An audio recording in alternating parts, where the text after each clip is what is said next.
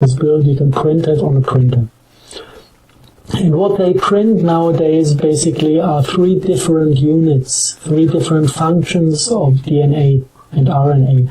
One is producing light of defined color, one is producing chemical substances, and one is producing digital sequences of genome in a way that you have like the base pairs in a row, and each base pair has a certain frequency to switch it on. And it's like the old way to dial the telephone, the frequency. You make a dial and it makes do-do-do-do-do-do-do. And in this line, these base pairs are kind of opened for a signal. And when the last one was hit by the right tone, then the sequence behind is activated. This is what they do in extreme genetic engineering. And this has a quality of an retrovirus that can be activated by a radio signal. Yes. All you need is the right line of frequencies, and you can activate either a light function, this is psychotronic weapon, yes, or a chemical function. This is why we're getting all these LED lights. It's called Wi-Fi. Instead of having Wi-Fi on a 2.5 gigahertz and a 5.5 gigahertz signal, which is what we use microwaves to boil water. In other words, to transmitting digital signals into the water system, into a water memory. You can do it optically straight into the brain, even with flickering LED bulbs. No, this is basically the possibilities. That's from what is possible in science. Now we go to the whistleblowing. And we have one document in Germany that nobody dares to publish. I haven't seen the entire one. I missed the page with the signature. But this is by a guy who developed this type of technology for the intelligence community. He was responsible for this technology and development. And he said a number in this paper, a part of explaining how it works, which is basically the thing that are known if you're into extreme genetic engineering, you know these ways of dealing with it. He said there's a deactivation code to take the system down. He said it's airborne since 2003 in Europe. We're all infected by this. Now, let's get this absolutely clear. A deactivation code for what? Our genetics? For the synthetic RNA they sprayed. So they've sprayed something. Since 2003, they spray synthetic RNA connected to lipopeptides that infiltrate our human system, connect to our cell, to our DNA. So this is in the genetics now. it's in our genetic, but it does not reproduce because it's RNA. If it would have been DNA, it would hit to the next generation. RNA stops in the infected being, it doesn't go further. So that would be all the current people around. Yes. Will have this. He said it had been tested in the last Iraq war. This was the war was only done for the purpose of testing the system. Now you're talking about the most recent one. Yes, with the Julian. Yeah. And then they sprayed that in Iraq.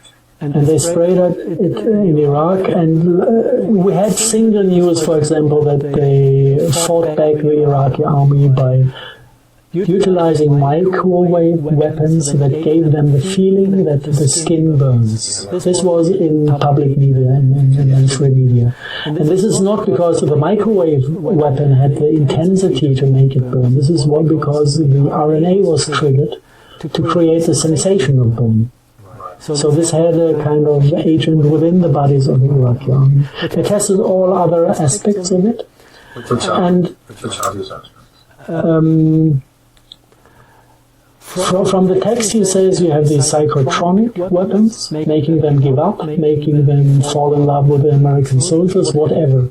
A long list of psychotronic functions, and you can make people sick, you can make them die of cancer after 1 year, you can make them die in 6 minutes, and you can make them die in 6 seconds if you want to. This is what he listed.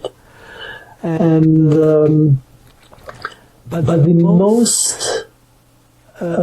most interesting thing from this paper is that he said that they spent 10 billion US and half a year, I think it was half a year, to optimize the cluster topology.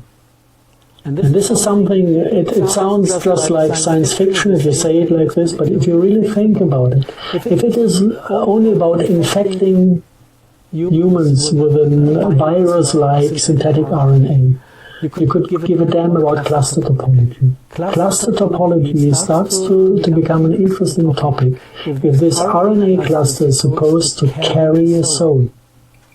Only then a soul or an artificial intelligence or whatever, an RNA. So this is kind of the first time that I had an input, an idea of how do they turn people into biorobots. You have the RNA cluster within the air, sprayed in the air with a defined distance from RNA to RNA. And within the human body, the same RNA cluster is prolonged within the cells.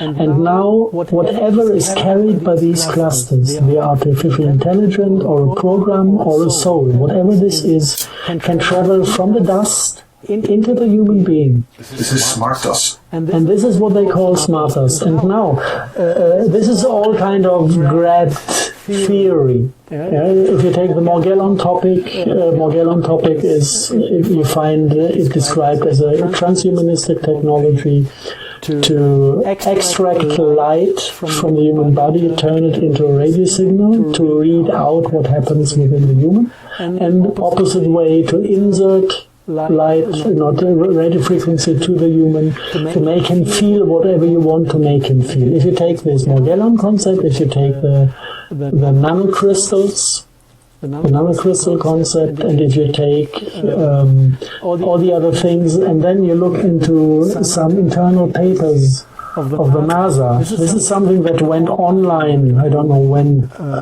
2000 maybe, or a little bit earlier. It wasn't meant to be published. It was an internal lecture in the NASA facility in the United States. I like the way you say NASA.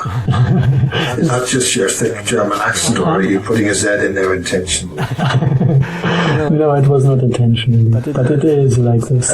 And they kind of inform each other about future strategic issues for warfare, projecting to the year 2025 with a big subtitle, "The Future is Now." And if you look through it, you find the concept of some sensor swarm, smart dust. You find nanotech, which is identical with the Morgellon function, and you find co-opted insects. So somewhere in the American intelligence community, which seems to be black magic inspired. Well, there are certain individuals who say the U.S. Army is totally been satanic since like the 1930s. Sometimes I would say it looks like. Definitely the the army-based intelligence community, especially whatever was founded by the Tavistock Institute, which is CIA and Office of Naval Intelligence. Those are definitely black magic institutions. From their origin, going back to the Tavistock, I mean, this is Kara's part more than mine. There's an interview, I guess, with her online.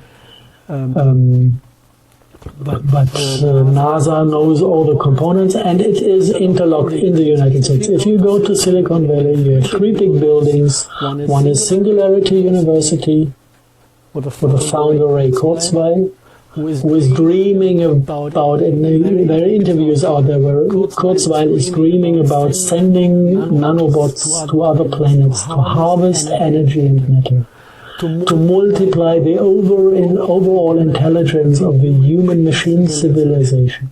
Originally his words. And then he asked himself if there's a God that exists, and he says, not yet. Yeah. This is Ray Kurzweil. Now, next building from Singularity University, Transhumanistic headquarters, is Google headquarters, where he now is head developer. Same Ray Kurzweil. And on the other side of the university is NASA headquarters, the one who is certifying the planes to spray, according to Kara's novel. So all these members of this Black Brotherhood even sit in the same street as neighbors. And I think it's kind of about... So you feel fairly safe. Looks like. But that's because people don't understand the consequences, or are they hive programmed already? Some people do understand the consequences. The Russians did understand the consequences of spraying the military compounds, which would have meant losing the harvest and falling under Monsanto. And they decided to stop spraying. And the NSA realized, I guess, that the CIA is a black magic unit. And the NSA, at least parts of it, is still into American interests and the American... actually human interests. Yes, whatever. So the answer on... No, not the answer. Maybe in a reaction to realizing that whatever is happening there with following demonic or archon interests, the NSA downed Evergreen International. They downed the CIA spraying airline. And the kind of little... Say downed it, so they shut it down? Yes. NSA has one option, this is cutting money flow. If the CIA wants the Congress to send troops to Iran to start World War III, and they are blackmailing members of the Congress, sending millions to them to vote for their interests, the NSA is blocking the money flow. This is the only option they actually have. They don't want to enter this war.